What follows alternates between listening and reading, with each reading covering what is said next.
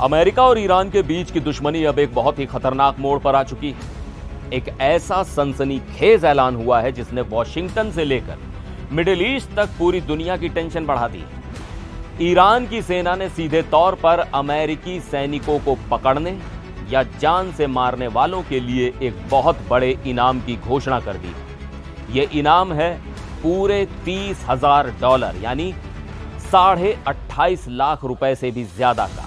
और सबसे हैरान करने वाली बात यह है कि अगर यही काम कोई ईरानी महिला करती है तो उसे यह इनाम 2 गुना मिलेगा। आखिर अचानक ऐसा क्या हुआ जो बात यहां तक पहुंच गई? नमस्कार, मैं हूं सिद्धार्थ प्रकाश। ईरान की सरकारी न्यूज एजेंसी IRNA के हवाले से एक बहुत बड़ी खबर सामने आई। ईरान के आर्मी चीफ आमिर हातमी ने एक ऐसा प्लान तैयार किया है जो मिडिल ईस्ट में आग लगा सकता है। हातमी ने खुलेआम कहा है कि जो भी व्यक्ति किसी भी हमलावर अमेरिकी सैनिक को पकड़ेगा या उसे मारेगा, उसे ईरान की सेना की तरफ से $30,000 दिए जाएंगे। वहां की स्थानीय मुद्रा में बात करें तो यह रकम 5 अरब तोमान के बराबर होती है। हातमी ने विशेष रूप से कहा कि अगर साहसी ईरानी महिलाएं इस काम को अंजाम देती हैं तो उन्हें 2 गुना इनाम यानी $60,000 मिलेंगे। आर्मी चीफ का दावा है कि उनके पास ऐसे ऑपरेशंस में हिस्सा लेने के लिए लोगों की भारी डिमांड आ रही थी। इस दुश्मनी की जड़ें कुछ महीने पुरानी हैं। इसी साल 28 फरवरी को अमेरिका और इजराइल ने ईरान पर हमला किया था। युद्ध शुरू होने के करीब 1 महीने बाद ही एक बड़ी घटना घटी। अमेरिका के एक F-15 लड़ाकू विमान का वेपन सिस्टम ऑफिसर ईरान के इलाके में फंस गया। उसे बचाने के लिए अमेरिका ने एक बहुत बड़ा रेस्क्यू ऑपरेशन चलाया। इसमें 200 अमेरिकी सैनिक और 170 से ज्यादा एयरक्राफ्ट शामिल थे। रेस्क्यू के दौरान ईरानी सेना ने अमेरिका के A-10 ग्राउंड अटैक एयरक्राफ्ट को भारी नुकसान पहुंचाया।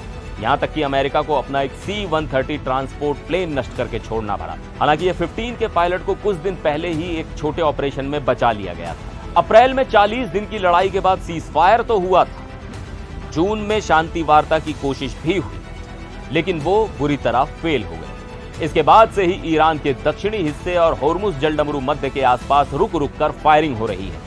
आर्मी चीफ हातमी ने अमेरिका को सीधी चेतावनी दी है कि वो तुरंत मिडिल ईस्ट छोड़ दें। उन्होंने कहा है कि अमेरिका को अब फारस की खाड़ी, ओमान की खाड़ी या होर्मुज जलडमरू मध्य में घुसने की कोई इजाजत नहीं है।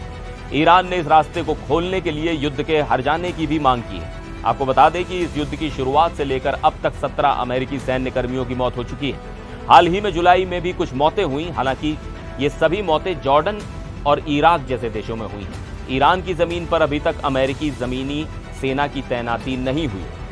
खैर, तो अब सवाल ये उठता है कि क्या ईरान का यह नया दांव अमेरिका को पीछे हटने पर मजबूर कर देगा या फिर इसके नतीजे में अमेरिका कोई बहुत बड़ा और विनाशकारी कदम उठाएगा? आपकी इस पूरे मामले पर क्या राय है, मुझे कमेंट्स में जरूर बताइएगा। फिर मिलेंगे एक और वीडियो में। आप देखते रहिए NDTV इंडिया।